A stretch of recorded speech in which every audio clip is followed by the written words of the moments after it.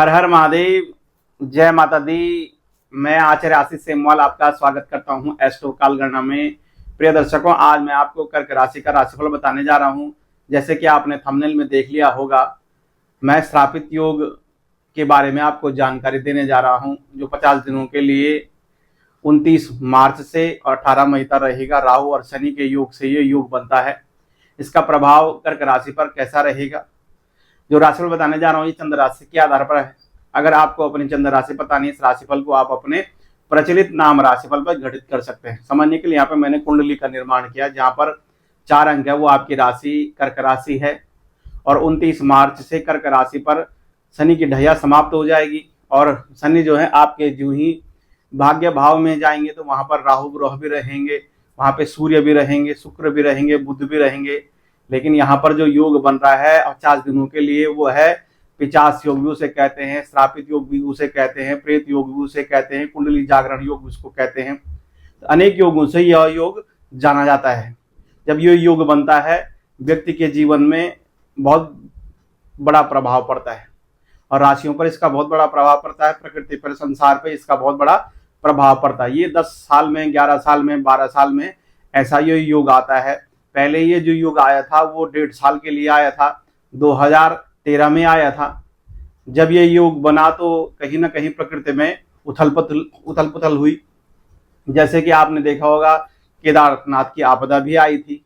और कुंडली में इसका प्रभाव अलग अलग राशियों में बनता है। इस बार जो ये राशि प्रभाव बना है, ये मीन राशि में, कर्क राशि के भाग्य में बन रहा है।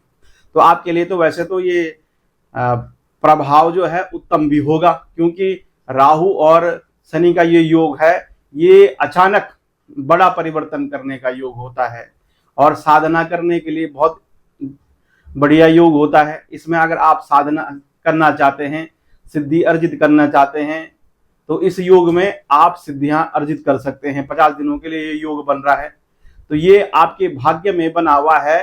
तो कहीं ना कहीं अगर आपके कुंडलियों में भी ये योग होगा, तो आपके लिए परेशानियां, दिक्कतें होने वाली। जैसे राहु और शनि का योग अगर आपकी कुंडली में बना हुआ है या आपके संतान की कुंडली में बना हुआ है, तो कहीं ना कहीं परेशानियां होती हैं। इसके लिए मैं उपाय बताऊंगा आपके पर ये प्रभाव क्या डालेगा।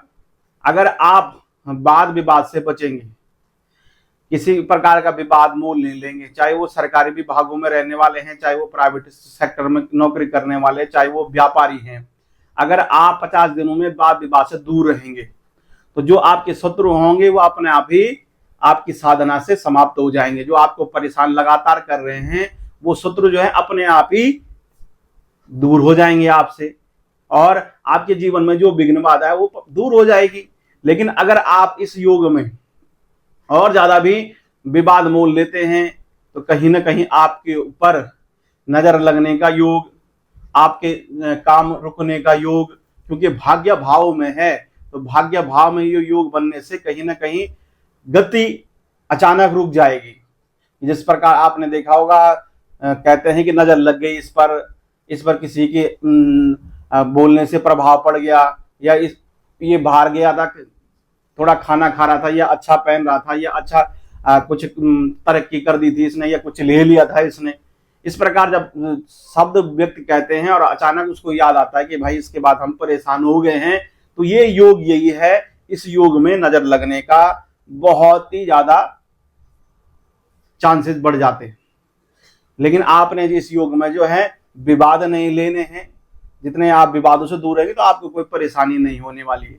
अन्यथा आपके लिए संतान का योग और नौकरी में परेशानी दूर होने का, जो भी समस्याएं होंगी वो दूर होंगी। व्यापारियों के लिए भी अच्छा है, क्योंकि आपके लाभ भाव में देवगुरु बृहस्पति भी हैं, और लाभ भाव पर शनि की दृष्टि भी रहेगी, आपके पराक्रम पर भी रहेगी, और साथ में आपके छठे भाव पर भी रहेगी। आपके धन वृद्धि के योग भी बनते हैं। अचानक धन, सुख सुविधाएं का बढ़ना, और आपके मानसिक तनाव को कम करता है अगर आप किसी से विवाद नहीं लेते हैं। इस दौरान उपाय जो है, अधिक से अधिक आपको देवी की उपासना करनी चाहिए, देवी के कुंजिका स्तोत्र का पाठ करना चाहिए, और आपको बीज मंत्रों का जप करना चाहिए, जैसे अपराजिता स्तोत्र का पाठ करना चाहिए, मारुति स्तोत्र का पाठ करना चाहिए, हनुमत बड़वारण स्तोत्र का पाठ करना चाहिए, देवी के 32 नाम, महाविद्या का पाठ, ऐसे पाठ करने से और आदित्य हृदय स्तोत्र का पाठ करने से आपके जीवन में जो समस्याएं होंगी वो दूर होंगी। तो आपके लिए सबसे विशेष बात तो ये है कि आपने, चाहे वो पहले से विवाद हैं, आपके प्रॉपर्टी के विवाद हैं, कोर्ट कचहरी के विवाद हैं, या किसी ने आपका धन ले लिया है, या आपका कुछ संतान संबंधित परेशानी है, तो किसी से भी आपकी अगर पहले की कोई दिक्कतें हैं, अगर आप उससे दोबारा इस योग में विवाद मोल लेते हैं तो आगे चल करके आपको समस्या होने वाली है। इस योग में भी आपको समस्या रहेगी, इसलिए आप साधना पर ध्यान दें, क्योंकि ये योग जो है कुंडली जागरण योग कहते हैं इसको, माने यानी साधना करने का, सिद्धि प्राप्त करने का। इस योग में निरंतर आपने कोई जप कर दिया तो आपके लिए वो सिद्धिदायक है, क्योंकि इस दौरान जब ये योग आ रहा है तब हमारा जो है नया साल भी लग रहा है और नवरात्रे भी आ रहे हैं, तो इसलिए आपके लिए शुभ संकेत ये है कि माता रानी की कृपा आपके ऊपर बनेगी। आपने भगवती के पाठ करने, जो लोग विदेश में रहते हैं उनको वहां पर विवाद वहां भी नहीं मोल लेने हैं, और विदेश में रहने वालों के लिए, स्वदेश में रहने वालों के लिए अचानक धन संपदा की वृद्धि होने वाली है। और 50 दिनों के अंदर अगर आप नियम से अपने पाठ पूजा करते हैं या साधन जो साधनाएं हैं वो करते हैं तो आपके लिए अचानक नौकरी में उन्नति, व्यापार में अच्छा खासा मुनाफा, और संतान सुख, संतान संबंधित जो परेशानी वो दूर, दाम्पत्य जीवन में जो भी कला कलेश हैं या कष्ट हैं, दुख हैं, परेशानियां हैं, उससे निजात मिलेगी। शत्रु बाधाओं से भी आपको परेशानियों से भी दूर होगी, क्योंकि ऐसा योग बहुत कम आता है।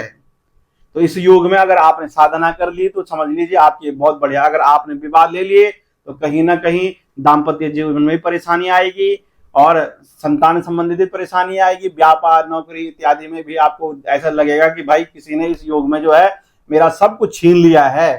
तो ऐसा भी बहुत के साथ होगा जिनकी कुंडलियों में जो अच्छे ग्रह नहीं होंगे, दशाएं अच्छी नहीं होंगी, तो कहीं ना कहीं आपको परेशानी रहेगी। इसलिए निरंतर अगर आपको कोई भी मंत्र नहीं आता, ओम नमो भगवते रुद्राय, ओम नमो भगवते रुद्राय इस मंत्र का जप करें, और हनुमान चालीसा का निरंतर हमेशा पाठ करें, अधिक से अधिक पाठ करें, और आप बजरंग बाण का पाठ कर सकते हैं।